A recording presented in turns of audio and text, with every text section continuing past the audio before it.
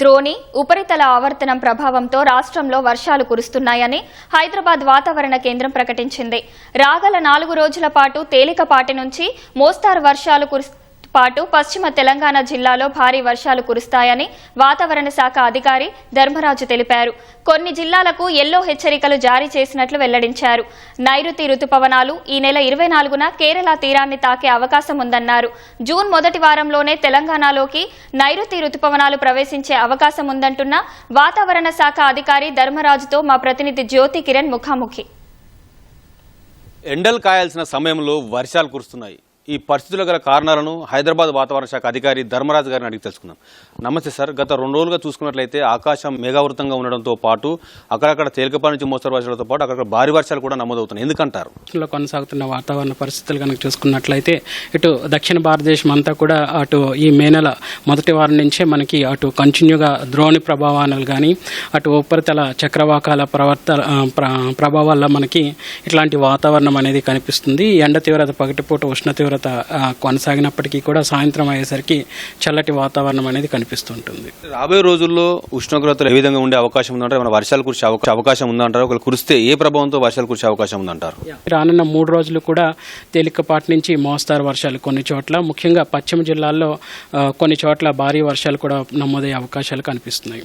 మరి 9 జిల్లాలకు ఈరోజు హెచ్చరికలు అనేవి జారీ చేశాము. మిగిలిన జిల్లాల్లో తేలికపాటి వర్షం అనేది నమోదయ్యే అవకాశం అయితే నైరుతి రుతుపవనాలు కేరళ తీరాన్ని ఎప్పుడు తాకే అవకాశం ఉందంటారు?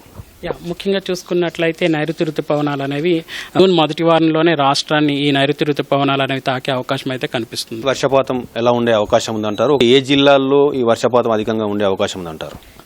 లాంగ్ రేంజ్ ప్రొడక్షన్ అంచనాల ప్రకారం కూడా చూసుకున్నట్లయితే ఇటు తెలంగాణ రాష్ట్రంతో పాటు సిటీకి కూడా వర్షపాతం అనేది సాధారణం కంటే అధికంగా నమోదయ్యే అవకాశాలు అయితే కనిపిస్తున్నాయి. రాగల 4 రోజుల పాటు రాష్ట్రంలో వర్షాలు కురుస్తాయి అంటున్నారు. అంతేకాకుండా నైరుతి రుతుపవనాలు ముందస్తుగా కూడా రాష్ట్రాన్ని తాకే అవకాశం ఉన్న పరిస్థితుల్లో ఎండాకాలం ముగిసినట్టు అనుకోవచ్చు అంటారా? సగటున ఎండ తీవ్రత అనేది అన్ని చోట్ల తగ్గిందనే చెప్పొచ్చు. రానున్న రోజుల్లో మరింత తగ్గే అవకాశం అయితే కనిపిస్తుంది.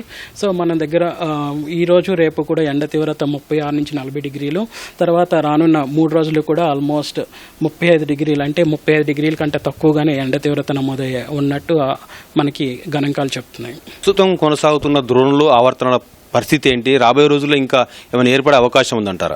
ప్రస్తుతం కూడా చూసుకున్నట్లయితే ఒక ద్రోణి అనేది ఒక ఉపరితల ఆవర్తనంతో అనుసంధానమై ప్రస్తుతం ఇది మధ్య మహారాష్ట్ర నుంచి రాయలసీమ వైపు కదులుతూ ఉంది. ఇది ఉత్తర ఇంటీరియర్ కర్ణాటక వరకు కూడా వ్యాపించి ఉంది. ప్రస్తుతం ఇది సముద్ర మట్టానికి 900 మీటర్ల ఎత్తులో కొనసాగుతుంది. సో దీని ప్రభావం వల్ల రాష్ట్రంలో మనకి కొన్ని చోట్ల భారీ వర్షాలు, కొన్ని చోట్ల తేలికపాటి నుంచి మోస్తారు వర్షాలు కూడా రానున్న 4-5 రోజుల్లో ఉండే అవకాశం అయితే కనిపిస్తుంది. ధన్యవాదాలు సార్. ఇది వాతావరణ శాఖ అధికారి ధర్మరాజు గారు చెప్తుంది. రాగల 4 రోజుల పాటు తేలికపాటి నుంచి మోస్తరు వర్షాలతో పాటు అక్కడక్కడ భారీ వర్షాలు కురుస్తాయని అయితే చెప్తా ఉన్నారు. కెమెరా పర్సన్ టి రమేష్తో జ్యోతి కిరణ్, ఈటీవీ న్యూస్, హైదరాబాద్.